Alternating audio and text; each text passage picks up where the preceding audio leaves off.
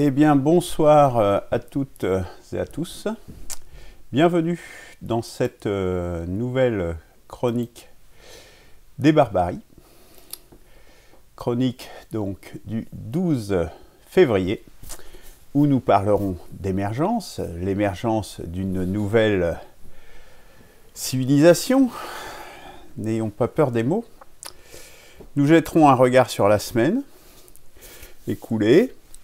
Nous aborderons la deuxième partie de Connaître son ennemi, voyage dans la tête d'un néolibéral.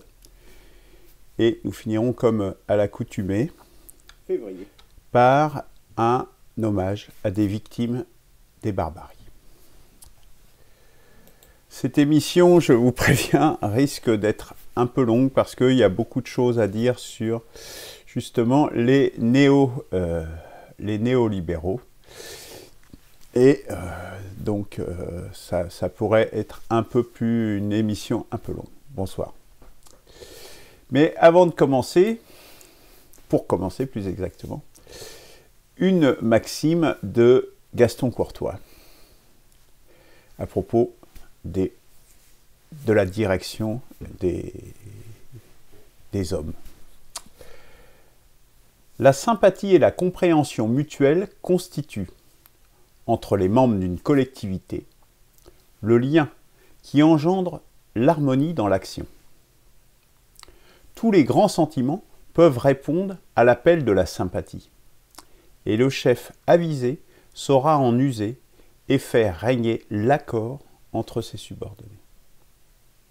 Voilà donc une chose importante lorsque l'on dirige, quelle que soit quelque collectivité que ce soit, bien c'est d'avoir justement l'accord des membres de groupe, des membres de l'équipe. Ça, c'est vraiment quelque chose, et justement par les sentiments, par la sympathie, par la compréhension mutuelle, eh bien, nous pouvons y arriver, au-delà des différences et même des divergences que l'on peut avoir. Alors, regard sur la semaine, bon, c'est devenu une rengaine, une triste rengaine maintenant, la pandémie de Covid-19, on en est abreuvé. Mais c'est une barbarie, c'est la barbarie importante, c'est une barbarie structurante qui est indéniable, et donc en cela, elle est importante, et nous ne pouvons pas la passer sous silence dans la chronique des barbaries. C'est pour ça que nous en parlons systématiquement tous les vendredis. J'ai expliqué en quoi c'était une barbarie et en quoi c'était lié au néolibéralisme dans différentes vidéos passées. Alors, parallélisme des courbes, ça c'est la courbe du nombre de cas. Donc on voit là, c'est le petit accro au début, là c'est le mois de mars dernier, hein, c'est dans un an bientôt. Et puis on a eu la première vague, et puis là, la première vague, la deuxième vague, et puis là on est sur... On ne peut plus appeler ça une vague, on est sur une pente toujours croissante, mais on n'est pas dans une phase exponentielle, quoi. On ne part pas vers un pic. Et donc, ça se traduit par un parallélisme à ça, la courbe blanche étant la courbe des décès en France. Donc ça veut dire qu'effectivement on est sur un plateau. Alors plateau plutôt montant, plutôt descendant, nous allons en juger ensemble. Mais voilà, on est à un haut niveau de létalité.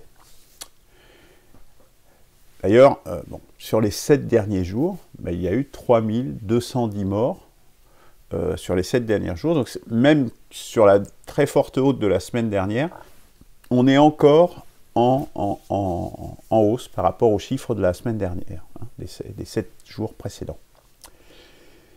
Pour rappel, les morts sur la route, en 2019, c'est 3239.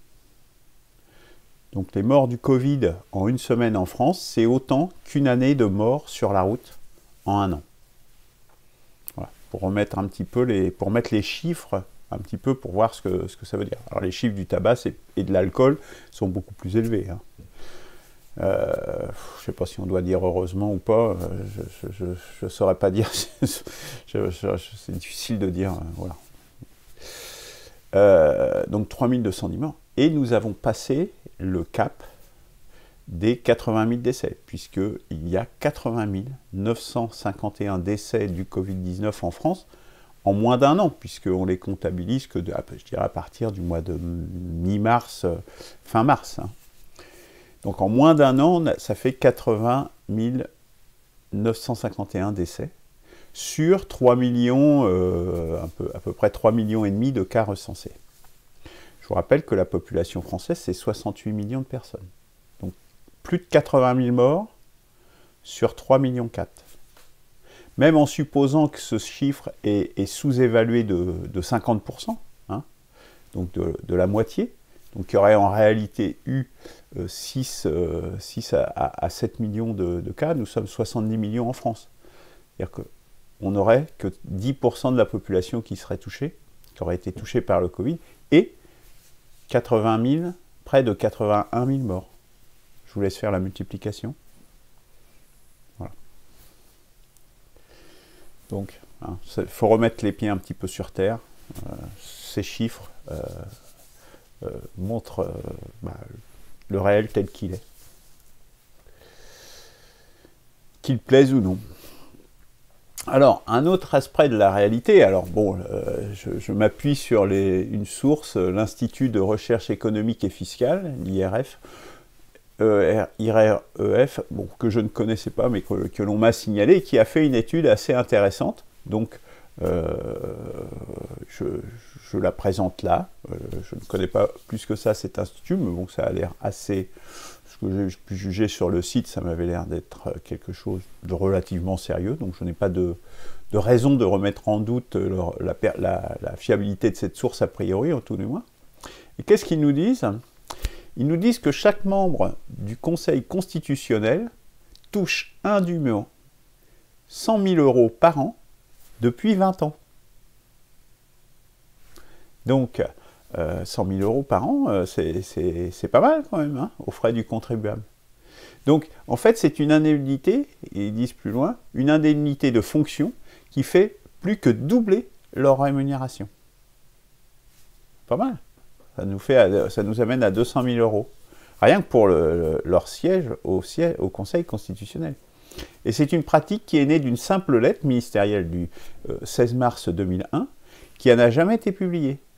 Donc en fait, on est en violation de la séparation des pouvoirs, puisque c'est une lettre ministérielle, et d'autre part, c'est non constitutionnel, donc, hein, puisque en vertu de la séparation des pouvoirs, on ne devrait pas, ça ne devrait pas être l'exécutif qui attribue les rémunérations du Conseil constitutionnel. Nous sommes bien d'accord. Dans la 6e République proposée par une perspective de la 6e République, il y a réellement séparation des pouvoirs. Et toute la gestion justement constitutionnelle est gérée par la Chambre constitutionnelle, et la Chambre constitutionnelle a son administration propre, dont, et c'est important, la comptabilité publique. C'est-à-dire que c'est elle qui perçoit l'impôt en termes de monnaie. Donc elle peut, à partir de là, elle ne dépend pas du gouvernement, si vous voulez, pour la rémunération des agents de son administration. Donc voilà une chose intéressante qui est à mettre en relief avec la déclaration faite cette semaine par le haut-commissaire au plan, François Bayrou, qui estimait que 4 000 € par mois, pour moi, c'est la classe moyenne. Alors, je ne sais pas si vous gagnez 4 000 € par mois, mais pour lui, en tout cas, c'est la classe moyenne. Et en tout cas, il a dit un peu plus loin, ce n'est pas la bourgeoisie. Alors, admettons que ce soit vrai, ce n'est pas la haute bourgeoisie, clairement, hein, sauf qu'il n'y a quand même que 9% des Français qui ont un salaire supérieur, un revenu supérieur à 9 000 €. À 4 000 €, pardon. 9% qui ont un salaire supérieur à 4 000 € par mois. Donc déjà, ça fait 9 Français sur 10 qui sont en dessous de ce niveau de revenu, ce qui est quand même considérable. Donc on ne peut pas dire que c'est la classe moyenne. On ne peut certainement pas dire que c'est les gens les riches, il ne faut pas non plus exagérer, parce que les riches, c'est plutôt les 0,1%, hein, les très riches, et c'est ceux qui gouvernent notre monde, mais voilà, quoi, on n'est pas dans la classe moyenne, ou si on est dans la classe moyenne, on est vraiment dans le haut, très haut de la classe moyenne. D'ailleurs, si on regarde le revenu des Français, 56% des salariés touchent moins de 2 000 € net par mois. Là, on est déjà plus dans la réalité de la classe moyenne, 56% des salariés. Et même 26%, et ça, ces chiffres viennent de l'INSEE, touchent moins de 1 500 €. Donc la moitié encore de ces salariés qui touchent moins de 2 000 €, la moitié touche même moins de 1 500 €. Et en fait, le revenu médian qu'indique l'Observatoire des inégalités, il est à 1 735 € par mois. Donc 1735, voilà, si on doit dire la classe moyenne, c'est la moyenne, la médiane, c'est-à-dire ce qui sépare la population en deux. Bon, il y a la moyenne ou il y a la médiane, voilà, c'est la médiane. 1735, c'est plus significatif sans doute la médiane. Eh bien, 1735 €, voilà, la classe moyenne, c'est autour de ça. Donc vous rajoutez peut-être 300 € de chaque côté, et là vous avez une grosse masse entre 2000 et 1400 €, quoi. Voilà. Elle est là, la classe moyenne. Elle n'est pas à 4000. Désolé, monsieur Bayrou. Mais ça illustre, donc j'ai mis en haut la référence, hein, si vous voulez en savoir plus, l'URL de la référence en haut, hein, le lien internet. Je dirais, comme tout à chaque fois, hein, je ne le dis pas pour chaque mais de toute façon, vous pourrez les retrouver sur le site Une perspective de la 6ème République, impcisr.org. Tous les liens sont disponibles sur le site internet, hein, une fois que c'est publié, que cette émission est enregistrée et publiée. Donc, voilà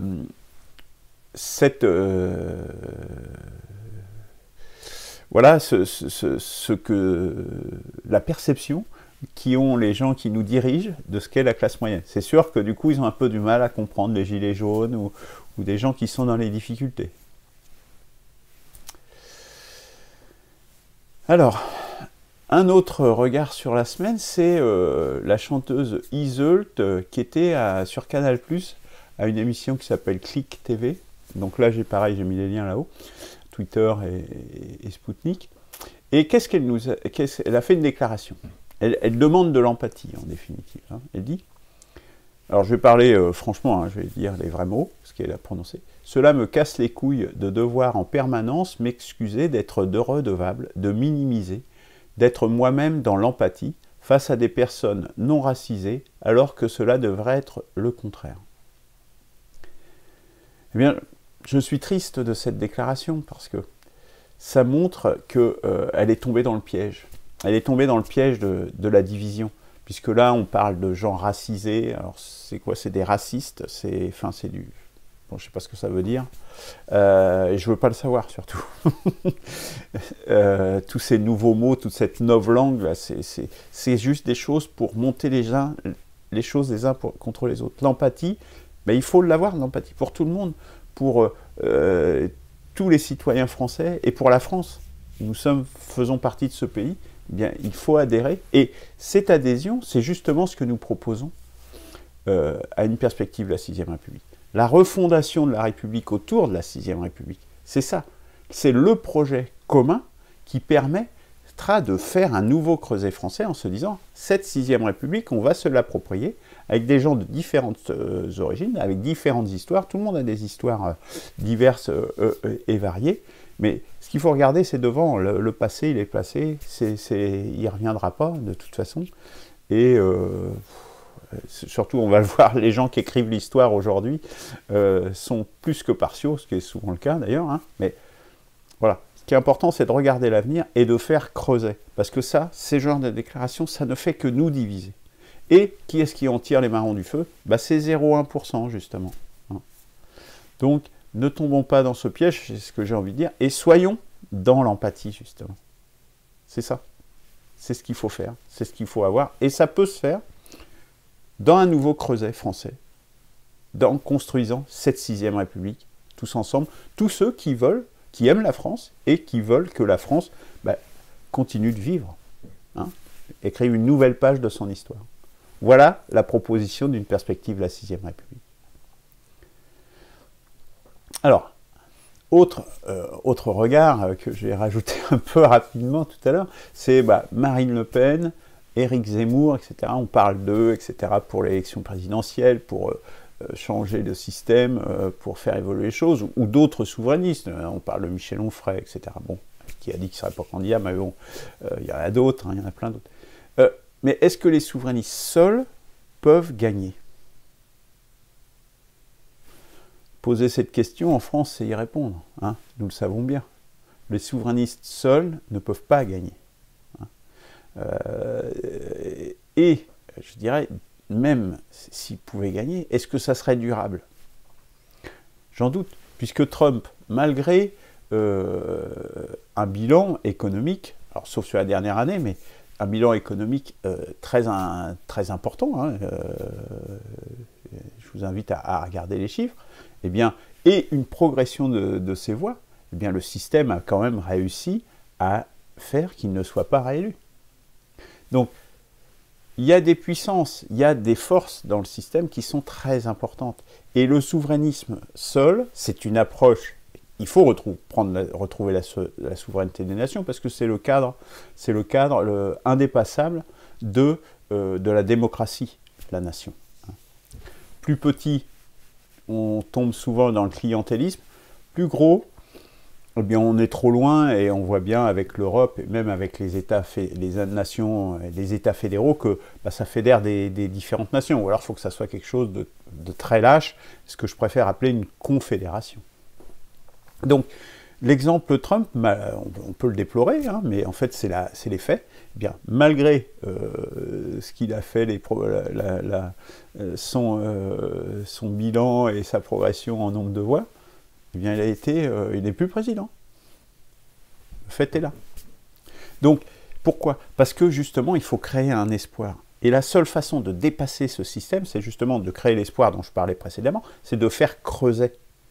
Et de ne pas justement rentrer dans les divisions du peuple. Parce que ceux qui en tirent, c'est pour ça qu'ils mettent en avant tous ces nouveaux mots, les racisés, machinés, de mettre en avant les minorités, justement, c'est la continuation de la guerre de tous contre chacun, ce qui fait que jamais on arrive à s'unifier et à avoir une gouvernance qui soit en faveur du peuple et pas en faveur de cette petite frange de la population qui soutient Macron en France, ou Biden aux États-Unis, etc. Alors, il y a eu une chose qui a été amusante quand même, c'est ce qui a fait que j'ai ajouté ça, c'est le débat qu'il y a eu hier soir entre Marine Le Pen et Darmanin. Et alors, je ne sais pas si j'ai remarqué, il y a une chose qui m'a interpellé, ce sont les réactions des titres de presse. Alors, peut-être vous ne voyez pas bien, mais c'est marqué, et c'est l'Obs, c'est tout ça, hein, c'est-à-dire c'est Libération, c'est les agents du système hein, qui disent, et pas qu'un, hein, parce que vous pouvez regarder, là, il y en a toute une page, là, l'idiote utile du macronisme. Ça, c'est quelque chose que je pourrais dire, si vous voulez. Mais comment se fait-il que, bon, moi que je le dise, c'est dans l'ordre des choses, mais que l'Obs, Libération et tous les médias mainstream fassent ça, c'est bizarre, c'est pas normal. C'est-à-dire que le système, qu'est-ce qu'il fait en fait? Il est en train de tirer la laisse à la Macronie. Comme ils ont fait avec l'affaire Benalla. S'ils ont fait sortir l'affaire Benalla, le système, c'est Mediapart et Le Monde qui ont sorti, c'est-à-dire vraiment les agents du système, les médias du système qui ont fait sortir cette affaire Benalla. Parce que Macron, il faisait un petit peu n'importe quoi. Ils ont tiré la laisse. Et là, ils sont en train de nouveau de tirer la laisse à Macron. Pourquoi? Parce que visiblement le débat s'est passé trop bien, etc. Et eux, ça ne peut pas aller, puisqu'il faut absolument, pour que leur battage médiatique entre les deux tours fonctionne, il faut absolument diaboliser Marine Le Pen et qu'elle soit le monstre absolu, enfin bon, toutes les bêtises qu'on peut entendre. Mais il faut absolument qu'il soit dans ce discours-là. Or, là, c'était visiblement un débat où ça s'est passé plutôt aimablement, etc. Et ça, ils ne peuvent pas supporter, parce que quelque part, ça décrédibilise par leurs agents eux-mêmes, ce sur quoi ils doivent faire un battage entre les deux tours de l'élection présidentielle. Hein. Donc voilà la réalité de cette chose. Donc je pense que c'est assez intéressant de le noter. tout en sachant qu'il n'y a pas d'espoir. Moi, je le regrette ou pas. Enfin, moi, je pense que ce qu'on propose, c'est un espoir bien plus grand et bien plus à la hauteur de la France qu'un simple repli souverainiste. Donc, c'est pour ça que je pense que c'est une solution limitée, ou le Frexit, ou des choses comme ça. Peut-être c'est nécessaire, mais c'est pas suffisant. Donc, ça, ce petit clin d'œil, bon, c'est pareil, j'ai mis les liens en haut. Alors, émergence. Donc, justement, quand je parlais d'espoir, eh bien, si on veut retrouver l'espoir, si on veut trouver la réponse à comment gagner l'élection présidentielle et changer le système, elle est dans ce livre. Il faut l'acheter, il faut le lire. Il est également disponible sur le site internet, mais il faut le partager autour de vous. Et le pourquoi est-ce que ça peut marcher, et que ça peut marcher durablement, sur le long terme, est expliqué dans Émergence idéologique. Et que ça vient de loin. C'est pas, on n'est pas sur quelques aménagements, non, on a une perspective à la hauteur. Parce que ce que nous vivons, c'est un chemin vers la barbarie, c'est-à-dire un effondrement de la civilisation. C'est ça, la barbarie. La barbarie, c'est juste le mot opposé à civilisation. Donc, l'effondrement, on le voit bien. Il se profile de plus en plus. Covid en est un des symptômes. Pas le moindre, mais un seul. Il y en a bien d'autres. Et donc, voilà la perspective. C'est faire un rebond civilisationnel, et notamment, ben là, il y a le émergence spirituelle qui est en finalisation de rédaction, qui va sortir très prochainement également, parce que c'est aussi des chemins importants sur lesquels le système n'est pas. Le système, c'est des sujets qui ne l'intéressent pas. Or, ça intéresse les hommes, ça intéresse les femmes, ça intéresse notre être profond, d'avoir une réponse aussi à ces questions spirituelles. Et il y aura émergence sentimentale aussi qui sortira un peu plus tard dans le premier semestre. Donc le livre à partager, à échanger autour de vous, commandez-le sur Internet, en envoyant un mail ou par la poste. De la même façon, plus simple, je dirais, il y a les mini-cartes à diffuser autour de vous. Bien, commandez-en et distribuez-les autour de vous. Je dirais, porter la bonne parole. Parce que, il ne faut pas rêver, on ne sortira pas de la barbarie si les citoyens ne se mobilisent pas. Il n'y a qu'un mouvement citoyen qui permettra de faire ça. Moi, je suis serein parce que le sens de l'histoire, nous sommes dans le sens de l'histoire. Mais, une fois qu'on a plongé dans la barbarie, vous savez, pour en ressortir, profondément, hein, on est déjà dedans, mais on est dans les premières étapes. Mais quand on a plongé vraiment, imaginez que demain il y a une guerre civile, par exemple, ben pour en sortir, croyez-moi que c'est plus la même histoire. C'est pour ça qu'il faut agir maintenant. Il faut vous engager maintenant. C'est vraiment l'appel que je vous lance, parce que si vous ne le faites pas maintenant, vous allez vous en mordre les doigts, et nous allons tous nous en mordre les doigts demain. C'est tout. C'est aussi simple que ça. Alors, nous allons maintenant aborder le plat principal de ce soir. Donc, connaître son ennemi, partie 2, deuxième partie, voyage dans la tête d'un néolibéral. Alors, je rappelle rapidement ce dont on a parlé la semaine dernière. Donc, c'était donc ce qui va venir aujourd'hui. Donc, on va regarder des historiens et démographes français. On va prendre quelques exemples, justement. On va analyser le discours de ces gens-là, et également d'un penseur et économiste néolibéral. Et puis nous ferons une synthèse la prochaine fois pour montrer en quoi ce sont ces gens-là qui sont des barbares, alors qu'ils rejettent souvent la barbarie sur d'autres personnes via des anathèmes, voire comment également porter le fer au cœur de cette idéologie néolibérale. Ce sera la prochaine fois. Mais je rappelle également que ce qui a été vu la semaine dernière, c'est une disjonction par rapport au réel. Et on va essayer de comprendre pourquoi il y a cette disjonction par rapport au réel. Et donc là, je suis tombé aujourd'hui sur un tweet de Robert Ménard. Et je vais vous le dire, c'est étonnant, justement, dans le rapport au réel, la disjonction. Donc, il a été stupéfait. J'ai été suspendu 24 heures de Facebook pour avoir dit que les Polonais et les Italiens faisaient partie de notre civilisation européenne, contrairement aux Nigérians et aux Soudanais. Vont-ils un jour suspendre le réel? Voilà. Donc c'est juste une réalité qui est énoncée, et c'est juste une réalité, on ne peut... Voilà. Évoquer simplement un fait réel, par définition un fait c'est réel normalement, eh bien ça suffit à suspendre, suspendre pendant 24 heures un homme politique. Bah, ils l'ont bien fait sur Trump, hein, Twitter, ils ont suspendu Trump. Mais bon, là c'est sur un fait réel. C'est-à-dire comment on peut être atteint pour nier les faits. Donc là, c'est grave, vous voyez, ils en sont là. Et donc, je pense, on va voir que c'est pathologique, en fait.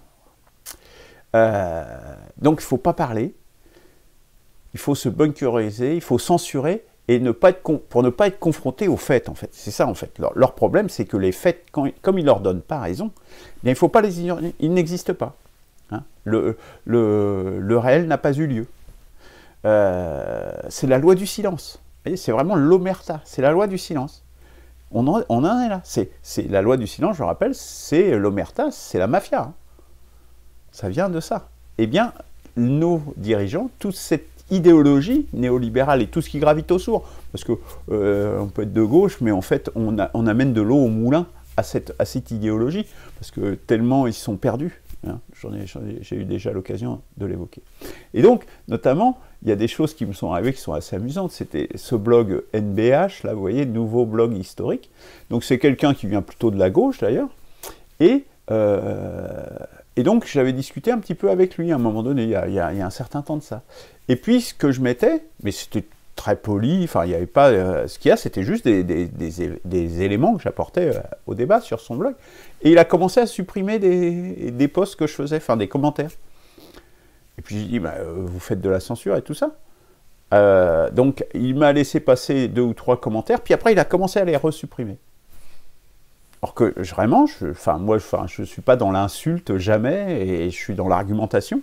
Je pense que vous l'imaginez bien. Donc voilà, il ne voulait pas voir le réel. Les arguments qui pouvaient être avancés, il ne voulait pas en entendre parler. Plus récemment, cette semaine, il y a eu un article sur le blog de Bertrand Renouvage, qui je crois qu'il était au PCF, peut-être il y a encore, j'en sais rien, et Milité aujourd'hui, et où il dit des choses tout à fait pertinentes. Et donc j'ai mis un commentaire sur son blog, et puis en disant, bah oui, bah nous aussi on est dans cette... Il a supprimé le commentaire. Et après j'ai mis d'autres commentaires, et bah, il les a supprimés systématiquement. C'est-à-dire que cet homme-là, qui a une petite gueule d'ange, là, hein, on lui donnerait le bon Dieu sans confession, et en fait c'est un censeur.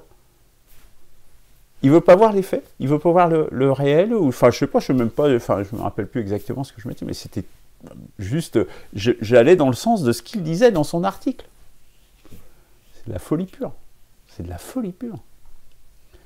Et un saint, il se fait passer comme un saint avec sa bonne bouille, là, on dirait. Se méfier des saints. Hein.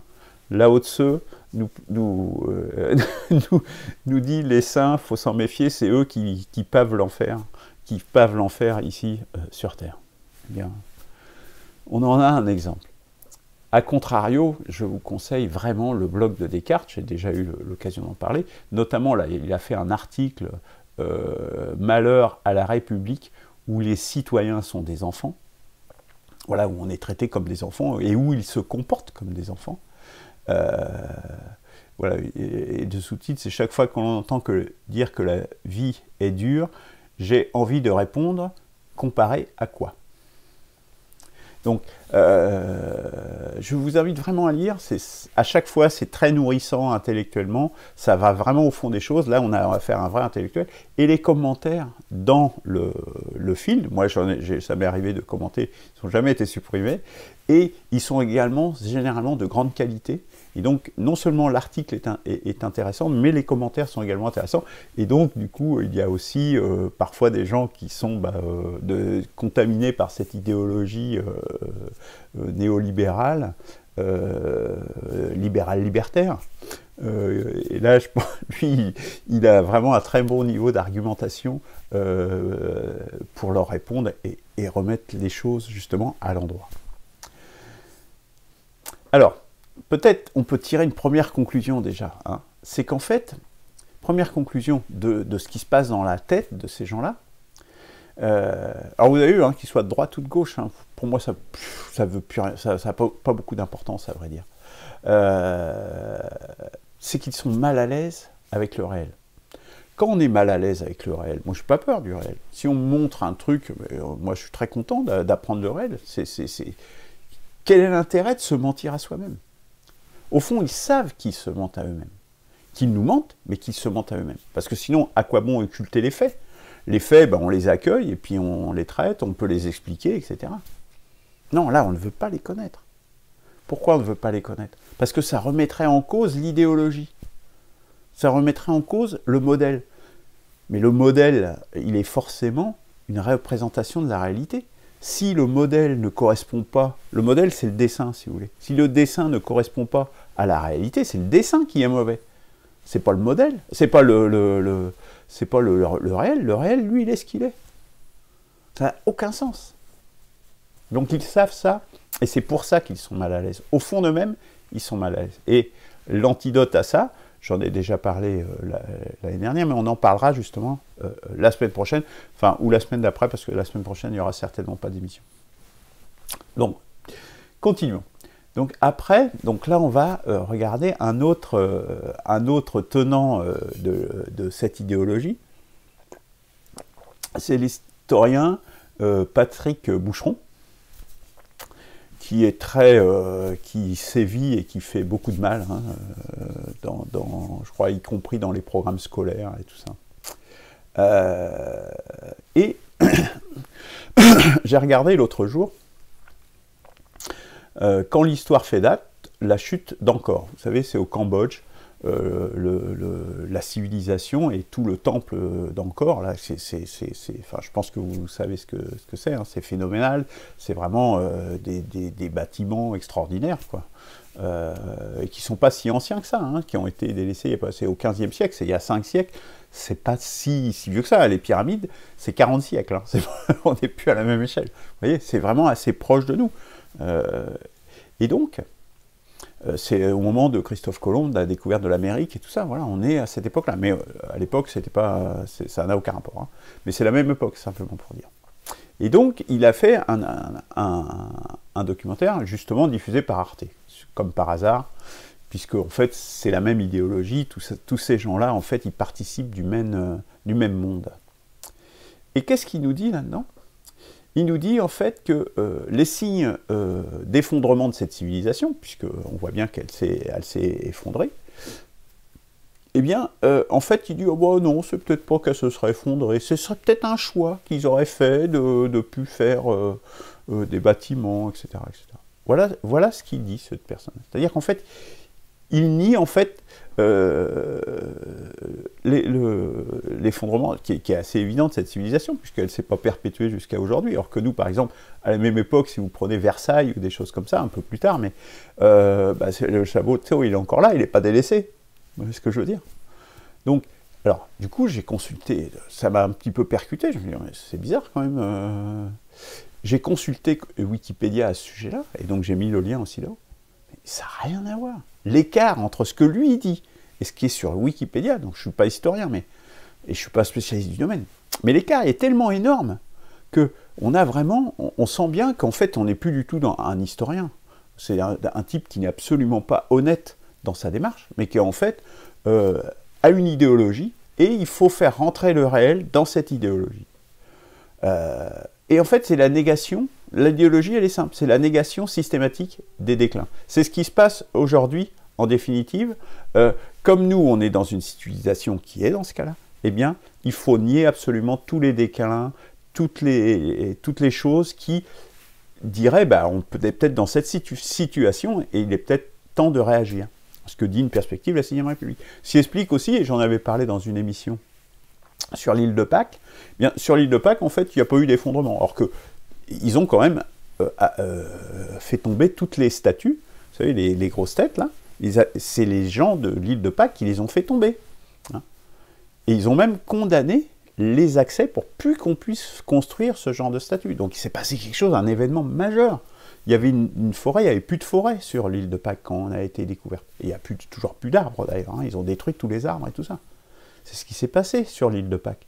Et ça c'est pareil. Vous regardez les publications aujourd'hui, la nouvelle... Alors il y a 20 ou 30 ans, on disait bah oui, il y a eu un effondrement, voilà, une crise majeure de cette civilisation. Aujourd'hui non, oh non, non, non, on ne sait pas... Voilà, négation du réel, de nouveau. Hein. Mais l'histoire, c'est important parce que celui qui écrit le passé, ben, c'est ce qui permet de se projeter dans l'avenir. Et donc, écrire le passé et s'approprier le passé comme ils le font, ces gens-là, c'est nous préparer à la même chose. Parce que nier le réel et nier ce qui se passe aujourd'hui, c'est nous préparer justement à ne pas voir ce qui est en train d'advenir et donc de ne pas pouvoir répondre. En ce sens, je ne veux pas prononcer des mots trop forts, mais quelque part, ce sont des criminels quand même. Parce que ça va avoir des conséquences criminelles, avec des morts, il y en a déjà aujourd'hui. Hein. Toute cette idéologie, 80 000 dont je parlais déjà tout à l'heure, rien qu'en France, hein. C'est très directement lié à ce néolibéralisme. Ces gens, voilà ce à quoi ils travaillent, par pure idéologie. Alors, prenons-en un autre, le démographe Hervé Lebras, ici à France Culture, bah tiens, Arte, France Culture, hein, on a une bonne soupe là, de propagande, mais la propagande, je veux dire, première classe, vous savez, c'est le premier choix.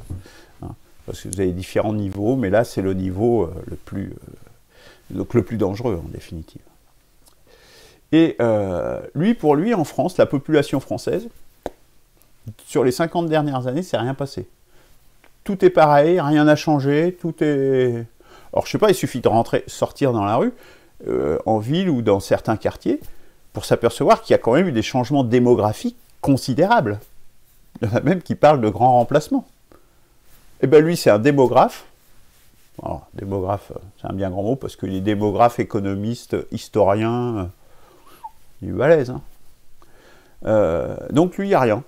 Tout va bien, dormez citoyens, paisiblement, rien ne se passe. C'est la même idéologie quelque part. Hein. C'est complètement la négation, pareil, une négation du réel, et on raconte une histoire pour dire tout va bien et vous inquiétez pas, tout est sous contrôle. Et notamment, enfin, il a été dénoncé, et il a eu un affrontement avec son directeur à l'époque, Gérard Callot, à l'Institut national d'études démographiques, qui lui est un vrai démographe. Il a dirigé l'INED justement pendant 20 ans. Hein, puis il a fait des études, enfin, et après, et c'est là qu'on peut débusquer aussi ces imposteurs.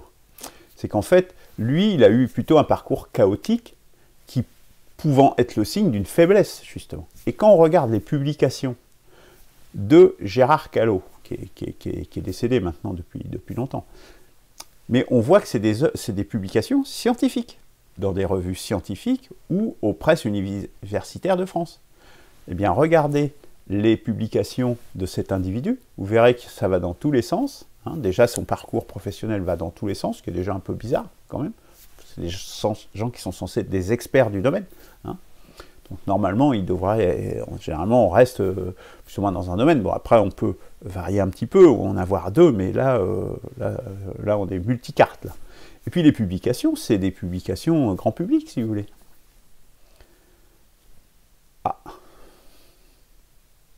Donc, voilà. Donc, ces parcours chaotiques, c'est aussi... Donc, c'est un signe de faiblesse. En fait, ça veut dire que ces gens-là, attention, c'est certainement, souvent, pas les meilleurs dans leur domaine. Mais ils sont dans la voie de ce qui doit être dit, et de ce que l'on doit dire au bon peuple. Donc, on les met en avant, et ils passent justement dans ces émissions de France Culture, etc., etc., ou de Arte. Des gens comme Bourdieu, par exemple, paix à son âme, je crois qu'il n'est jamais passé sur aucune de ces chaînes, par exemple. Hein. Ce n'est pas un hasard. Continuons. Alors, on va attaquer le pire. Enfin, le pire. Le plus significatif, celui que j'ai plus creusé, j'ai vraiment bien écouté ce qu'il disait, parce que c'est un économiste. Hein. Alors, l'économie, c'est une science sociale. Voilà, donc c'était sur Antenne 5, là, France 5. Daniel Cohen. Déjà, bon, j'ai sélectionné l'image, mais elle est significative, vous voyez. On voit, vous voyez, on fait partie du même monde. Hein. Là, il s'adresse aux journalistes. Hein. On sent qu'on est en connivence, hein. On est entre nous. Hein. On est entre personnes. Voilà. Le sous-titre, c'est le professeur qui éclaire l'économie. Rien que ça. Donc on sent bien qu'on est dans l'élitisme. Eh bien, on va creuser ça, on va regarder ça. Alors, qu'est-ce qu'ils disent? En fait, qu'est-ce qu'ils ont dans la tête, ces gens-là? Dans leur tête, c'est un néolibéral, c'est très intéressant, c'est un économiste. Il enseigne, je crois, à Dauphine. Donc lui, voilà, il tient un peu plus la route, sans doute, que d'autres. Mais c'est quelqu'un, on sent, à leur discours, et avec les journalistes, puisqu'ils sont entre eux, on voit bien qu'il y a une connivence, ils sont obsédés, en fait, par la puissance. Vous écoutez Christine O'Krent, par exemple, c'est exactement la même chose. C'est des gens qui sont obsédés par la puissance, par la confrontation avec les autres. En fait, c'est des gens qui sont profondément impérialistes. Ce qui est important, c'est d'être gros, c'est d'être costaud, vous voyez, ils ne sont pas du tout dans une démarche, les nations coopèrent, ou des choses comme ça. Non, la première des choses, c'est la puissance. Et pour eux, l'Europe, c'est ça. L'Europe, pour eux, c'est le moyen d'être puissant. Voilà ce qu'ils ont. Le fond de leur tête et le fond de leur idéologie européenne, elle est là. C'est être puissant. Et plus puissant, pour quoi faire? Pour écraser les autres. Hein? Je ne vois pas sinon pourquoi faire. Pour ne pas se faire écraser aussi, mais ça, à moins qu'on vienne nous faire des guerres et des choses comme ça, c'est difficile d'être écrasé. Hein. Il y a plein de pays, même des petits pays, qui ne sont pas écrasés aujourd'hui. On peut aussi faire des alliances, etc. Mais eux, ça va plus loin que ça, si vous voulez. Hein. C'est rayonner, être le plus costaud, écraser les autres. Et cette obsession, c'est vraiment quelque chose qui est important. C'est notamment dans cette même émission, il y a eu un reportage sur l'Afrique. Et là, on voit toute leur condescendance vis-à-vis de l'Afrique. C'est vraiment pitoyable. Par exemple, et du coup, il parlait des migrants, il disait, ah bah oui, ils se donnent bonne conscience, alors que dans le reportage qui avait été diffusé, c'était justement des chalutiers européens qui pêchaient les poissons au Sénégal, sur les côtes sénégalaises. Ce qui fait que les pauvres pêcheurs là-bas, ils n'ont plus de poissons à cause des chalutiers européens. C'est sans doute ça leur volonté de puissance, leur puissance qu'ils veulent avoir. Ça c'est la concrétisation de ça, avec l'accord évidemment du gouvernement corrompu sénégalais. Pour 3 francs, pour quelques millions, ils ont donné les droits de pêche, qui fait que les Sénégalais n'ont plus de poissons. Voilà la conséquence de cette construction européenne et de ce pillage. C'est ça l'impérialisme. C'est ça la puissance. Donc c'est vraiment pour écraser les autres. On va dire, bah oui, du coup, les pauvres migrants, etc. Ah bah oui, forcément, c'est vous qui les avez privés de leurs moyens de subsistance. Voilà les gens qui nous gouvernent et voilà ce qu'ils ont dans la tête. Et pareil, pour les poulets qui sont importés en Afrique, par exemple, sont un peu importés en Afrique, ils sont moins chers sur les marchés, puisque nous, on fait des élevages en batterie avec des choses affreuses dont j'ai parlé également l'autre jour, et ils sont moins chers, même avec le transport, etc., que ceux qui sont faits sur place. Comment voulez-vous que les paysans africains ils s'en sortent? Non mais, franchement, voilà la puissance. Mais au fond, ça révèle une chose, c'est que ces gens sont profondément racistes. Ce sont eux les racistes. Vous êtes des vrais racistes, parce que vous avez un mépris profond pour ces gens-là. Vous les affamez, vous enlevez leurs moyens de subsistance. Et en fait, vous projetez, quand vous dites aux gens ils sont racistes, au peuple français ils sont racistes, c'est pas vrai. Les Français ne sont pas racistes. Hein. Et enfin, historiquement, ils ne le sont pas, et même aujourd'hui, ils ne le sont pas. Ils ne sont pas racistes, les Français. Mais eux, par leur élitisme, ils sont racistes. Et ils projettent en fait sur les autres ce que eux, ils ont au fond de leur cœur. Voilà ce qu'il y a dans leur tête. Alors, autre sujet, mais on continue, hein, c'est le Russiagate ou le Russie bashing. Vous avez toujours des trucs contre la Russie en permanence, le Russie bashing, des machins. Et tout ça, c'est fait pourquoi? C'est pour éviter en fait un rapprochement avec la Russie, qui est un grand pays, mais qui est quand même en Europe. Pourtant, ça serait logique pour les USA, parce qu'on partage quand même une culture européenne qui est assez commune. Donc ça serait assez logique. Le mur de Berlin est quand même tombé depuis quand même 40 ans maintenant. Ça commence à faire beaucoup. Hein, 30 ans. Mais bon, ça fait quand même c'est un tiers de siècle. Non, on est toujours dans cet affrontement. Pourquoi? La seule raison, c'est parce que la Russie, c'est un grand pays. Et leur projet, là je vous l'annonce, le projet de Biden, c'est de démanteler la Russie. C'est de découper la Russie en morceaux pour atomiser, comme ils font avec nous, hein, et comme le piège dans lequel est tombé Isolde, c'est nous atomiser, diviser pour régner, c'est toujours la même chose. Et voilà, ça or pourtant, on pourrait collaborer. Et plus encore pour les Européens, c'est quand même un pays européen, la Russie, qui est aussi une extension en Asie. On aurait beaucoup de choses à gagner à coopérer avec la Russie, nous Français, etc. Mais eux, voilà, c'est toujours pareil, diviser pour régner. Mais ça obligerait, parce que évidemment, la Russie est un grand pays, comme tout le monde sait, mais ça obligerait à accepter un monde multipolaire, justement, en disant, il n'y a pas qu'un seul qui va écraser les autres, mais le pouvoir il est un peu distribué et chacun y trouve son compte. Bien non. Et parce que, justement, et on y revient toujours, ils sont profondément impérialistes. C'est une volonté de puissance complètement délirante.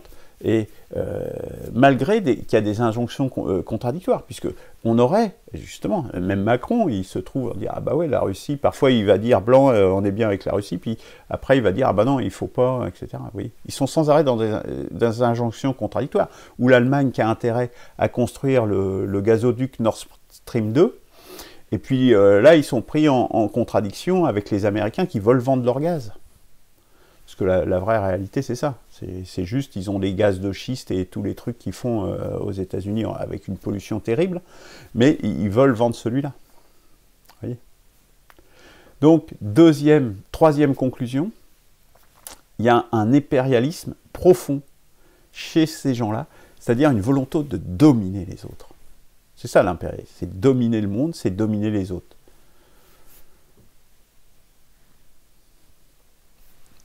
Troisième conclusion de ce qu'ils ont dans leur tête. Pas terrible, hein? C'est les mêmes, au fond, qui ont fait la colonisation, etc. Et aujourd'hui, ils reprochent au peuple français d'avoir fait la colonisation. C'est eux qui ont fait les colonisations et l'esclavage et tous ces trucs-là. Et ils nous en accusent maintenant. Non mais, c'est quand même ironique. Alors, prenons un exemple.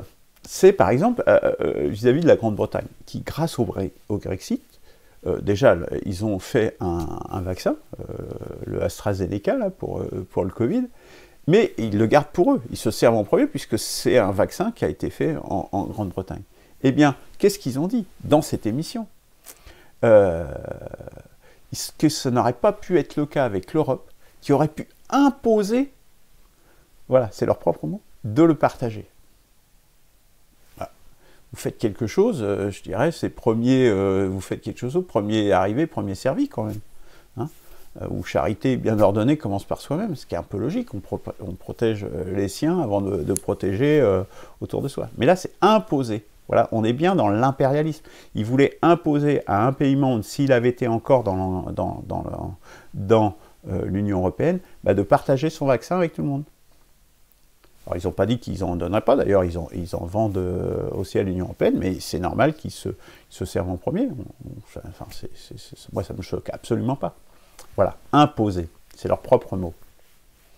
Voilà alors ce que c'est que l'impérialisme. Continuons. Et puis, il y a les mépris, un mépris, des insultes vis-à-vis de Trump, notamment, mais plus généralement du peuple. Ce qui méprise au travers pour Trump, c'est pas tant Trump, que le peuple qu'il représente. Parce que les termes populistes, complotistes, etc. Et tout ça, ça montre un mépris de ces gens qui sont entre eux, qui gouvernent, qui sont les maîtres du monde. Hein. Alors, l'Afrique, et on revient sur le racisme dont je parlais tout à l'heure, ils méprisent déjà le peuple français, des gens qui leur sont proches. Alors, vous imaginez les Africains, comment ils les méprisent totalement. C'est là le cœur du racisme, de leur racisme élitiste. Quand on se dit on fait partie d'une élite, et que déjà les gens qui vous ressemblent sont de la merde, alors les gens qui ne vous ressemblent pas, c'est quoi? Voilà ce qu'ils ont dans leur tête. C'est pas terrible, hein. Mais bon, c'est intéressant de le savoir, parce que si on veut les combattre, il faut connaître ce qu'ils ont dans la tête. Parce que eux, voilà, qu'est-ce qu'ils disent? Ils font partie d'une élite, eux ils savent, ils sont la science, ils sont les experts, etc., etc. Et les autres, ils savent rien, si vous voulez. Et c'est pour cela qu'ils disent qu'il faut expliquer. Vous savez, quand ils disent, ah ben c'est qu'on n'a pas assez, et ils veulent faire une réforme, et on n'a pas assez expliqué, parce qu'on est des cons, et donc on ne peut pas comprendre. Donc, comme eux, ils savent, et que quand ils veulent faire une réforme, ils ont forcément raison, bah, c'est qu'on est des cons, et qu'ils n'ont pas assez expliqué. Il faut qu'on continue d'expliquer jusqu'à temps qu'on comprenne que si, forcément, et qu'on s'incline devant leur raison. Ils n'ont aucun moment, à un moment donné, une vision qui puisse sortir du cadre actuel. Et d'ailleurs, c'est justement un des biais, justement, du tirage au sort, justement avec les experts qui vont être convoqués, puisque ces experts, eh bien, s'ils sont, ça dépend comment on va les choisir, hein, mais ils peuvent justement orienter les gens qui sont tirés au sort, qui sont de braves personnes, certainement, et les influencer pour aller justement dans ce sens-là, et faire croire justement qu'ils ont choisi de manière indépendante. Un exemple de cela, c'est par exemple vis-à-vis d'un restaurateur. Ils ont passé également dans cette émission un restaurateur qui comptait ouvrir le 1er décembre, donc le 1er février, ce qui aurait pu être un acte de désobéissance civile. Et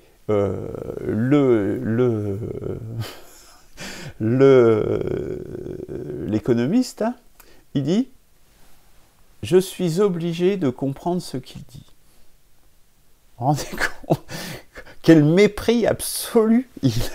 Je suis obligé de comprendre ce qu'il dit. Mais au fond de lui, il n'en a rien à foutre. Il se dit, mais qu'est-ce que c'est que ce type? En fait, c'est des gens, ils sont contents d'eux-mêmes, ils s'admirent. Hein, on voyait dans le regard, c'est vraiment ça, ils s'admirent eux-mêmes, ils s'écoutent parler. Hein, et ils ne se remettent jamais en cause. Ils ne pensent que d'une seule façon. Et tout ce qui est en dehors de cette pensée, ça n'existe pas, eux ils savent forcément. Mais derrière ça, leur Deus ex machina, c'est la volonté de puissance, cette volonté de puissance d'écraser les autres, avec les conséquences qu'on a vues et qu'on avait vues dans cette même émission. Il suffit de regarder cette émission, tout est dedans en fait. Hein. On dit tout est dans tout, mais là, tout est dedans. Et donc, conclusion numéro 4, ce sont des gens qui sont narcissiques, qui ont un sentiment de toute puissance, qui croient qu'avec la technologie, l'homme peut maintenant tout faire, qu'il peut tout se permettre. Et c'est bien ça qui les perturbe dans le Covid-19, c'est que ça remet les pendules à l'heure. Le Covid, c'est « Ah, on ne maîtrise plus tout. On a été confiné, on est toujours confiné, on est obligé... » Eh oui, non, l'homme ne maîtrise pas tout. La nature est là et nous dépendons de la nature. Et la nature se venge, comme on dit. Hein. Il suffit de regarder aussi les catastrophes naturelles, les inondations et toutes ces choses, les sécheresses et compagnie, pour s'apercevoir que nous dépendons de la nature et que nous avons tout intérêt à être en harmonie avec elle. Et ce sentiment de toute puissance technologique et autres, elle s'effondre. Hein. Et donc ça les perturbe, parce que ça c'est un fait. Oui, ils essayent d'occulter les faits, mais ce fait-là, quand même, il est difficile à occulter, quand même. Alors, continuons. Donc, ils sont... Alors, autre chose qui va dans la même veine, hein, c'est un individualisme où tout est centré sur l'individu, sur l'égoïsme. C'est le corollaire du narcissisme, en définitive. Hein. Tout ça, ça a une cohérence de pensée. Et du coup, c'est des gens qui ne se projettent jamais dans l'avenir. Ils sont dans ce que va devenir la société demain. Hein. C'est alors pour ça que Hervé Lebras ou l'historien dont je parlais tout à l'heure ne parlent pas, parce qu'ils le voient quand même. Hein. Ils sont schizophrènes. Hein. Donc ils ne se projettent pas dans l'avenir, ils ne sont pas dans le collectif. Et ils sont progressistes, parce que le progrès, c'est bien par définition, sans jamais se poser la question du sens de ce mot. Mais moi, je me suis posé la question du sens de ce mot, et on en parlera sans doute la semaine prochaine ou la semaine d'après. Mais vous aurez la réponse dans le manifeste spirituel qui est en cours de finalisation, justement, sur d'où ça vient et qu'est-ce que ça veut dire que cette notion de progrès. Donc, en fait, ils occultent les faits perturbants, hein, et puis, ils ont un filtre. Ils mettent un filtre en amont de leur perception, qui fait qu'en fait, le réel, ils ne le voient pas. Ils ne peuvent pas le voir parce qu'ils ont mis les lunettes qui empêchent même le réel d'atteindre leur cerveau. C'est assez dramatique. Ce qui fait que donc ils ont des tabous. Donc il y a des sujets, il ne faut pas en parler. La nation, le nationalisme, c'est mal, forcément. Or qu'on voit bien que les solutions nationales, on voit avec la Grande-Bretagne avec le Brexit, on voit que la gestion du Covid, il se fait à l'échelle nationale, parce que sinon on n'y arrive pas. Même aux États-Unis, c'est à l'échelle fédérale, parce qu'à l'échelle à l'échelle de chaque État, pardon, parce qu'à l'échelle fédérale, ils n'arrivent pas à gérer. Voilà. Donc, les nations, c'est le niveau indépassable. On peut le déplorer, mais c'est le bon niveau. Donc, il ne faut pas en parler, parce que ça contredit leur volonté de puissance de construction européenne, de faire un gros truc, là, de bastard. Quelque chose d'inhumain. Et puis, il y a aussi les transgressions. Toutes les transgressions, dont j'ai eu l'occasion de parler, mais les transgressions tant sociales que de la nature. C'est pour ça que on n'a plus le droit de critiquer l'homosexualité, tout ce qui est transhumaniste, transgenre, trans ce que vous voulez, c'est bien. Par définition, c'est bien. Bon, pourquoi? Moi, je pense que c'est antinaturel. Il suffit de se poser la question, est-ce que c'est dans l'ordre des choses de la nature ou pas? Ou même la pédophilie. Et on en parle, justement, Descartes, il en parle sur son blog, là, dont je parlais tout à l'heure, justement, ça rentre en écho également avec toutes ces choses, toutes ces transgressions libérales, libertaires, dont Michel Clouscar a parlé dans ses ouvrages, et ça vient de là, parce qu'en fait, ça crée des marchés, ça fait plein de divisions, parce que dès que vous mettez vos fesses avant la société, avant l'ordre social, en avant, forcément, ça crée des divisions. Quand vous êtes transbidule ou transmachin, ça crée forcément une division, ça crée une tension dans les sociétés.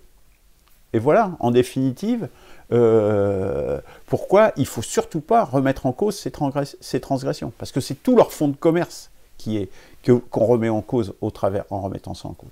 Alors là, et le fonds de commerce, justement, c'est l'économie de marché, c'est-à-dire l'individualité, chacun fait ce qu'il veut, et puis du moment qu'il s'en met plein les poches, la société, on s'en fout.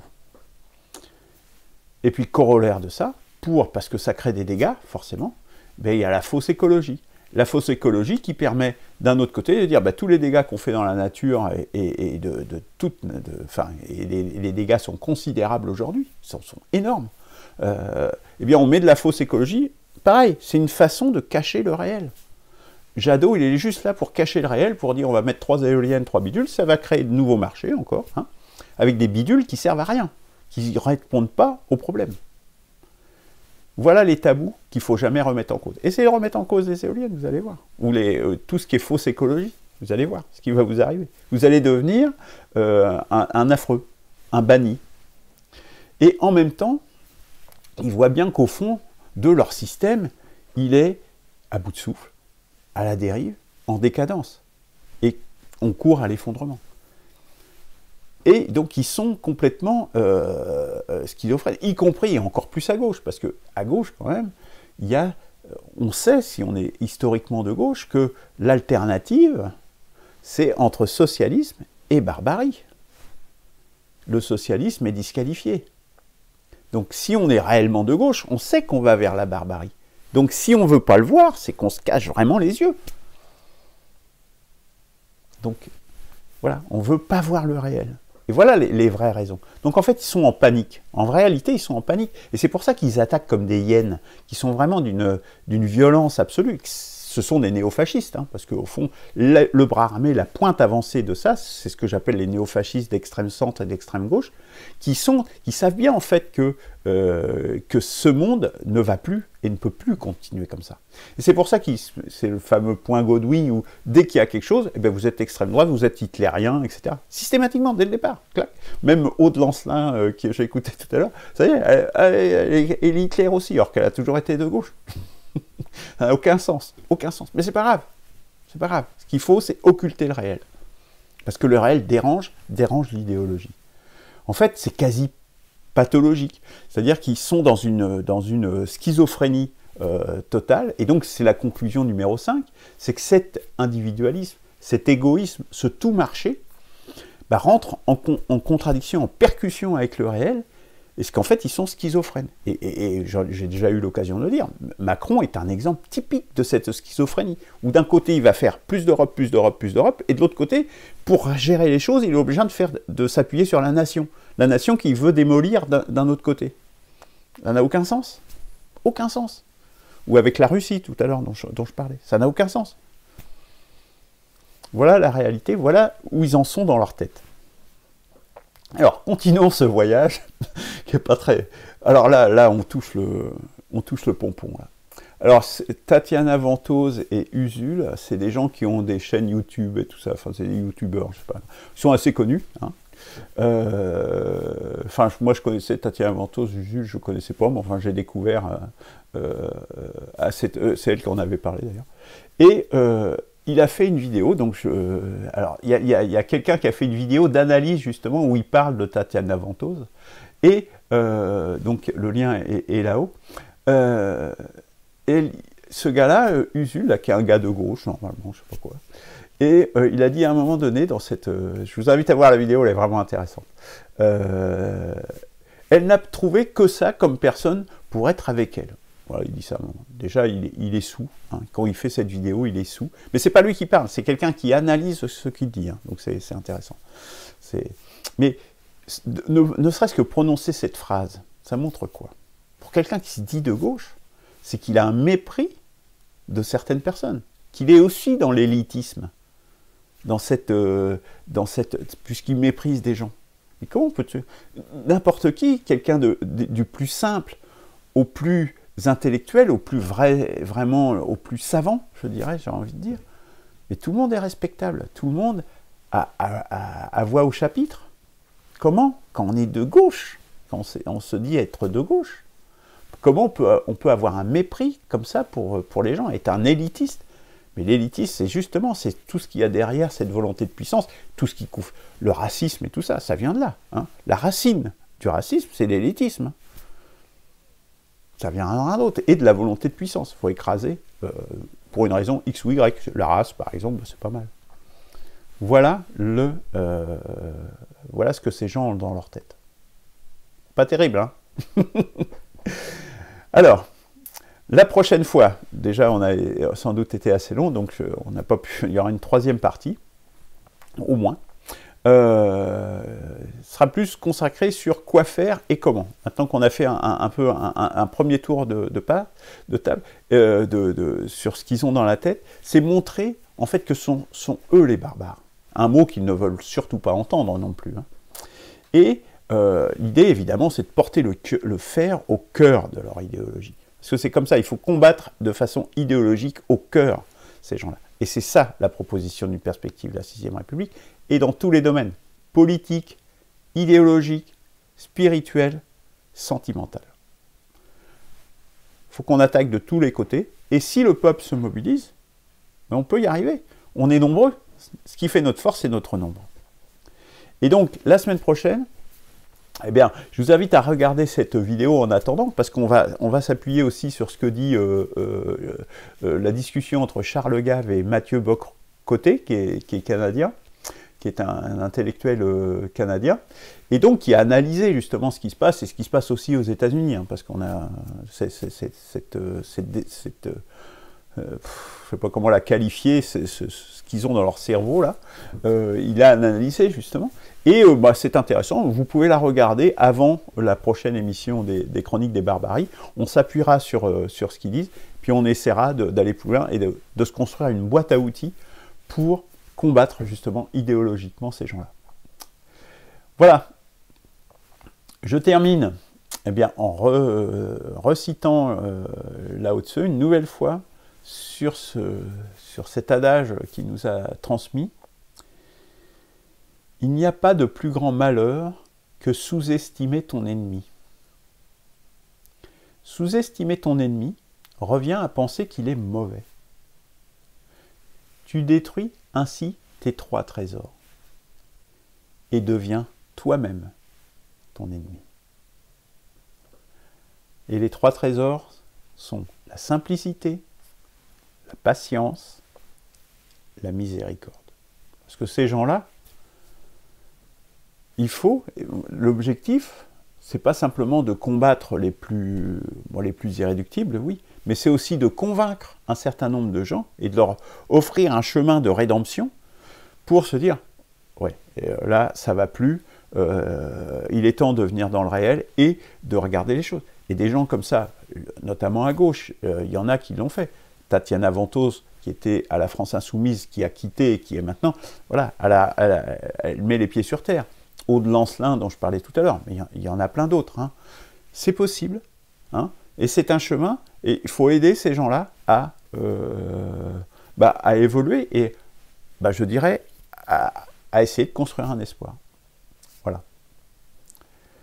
Voilà, nous avons fini sur cette partie. Et donc, nous allons terminer par un hommage à des victimes des barbaries.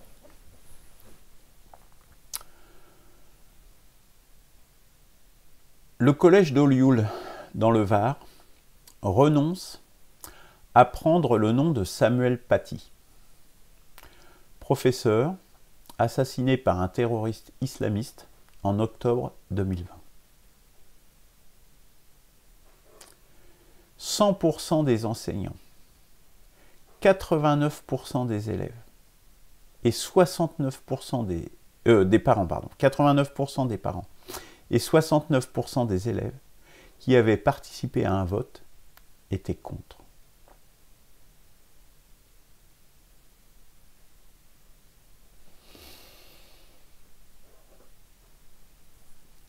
Didier Lemaire, professeur de philosophie à Trappes pendant 20 ans, est menacé de mort par des islamistes. Il est mis sous protection policière. Prêt à démissionner, critiqué par le maire et le préfet, la République recule.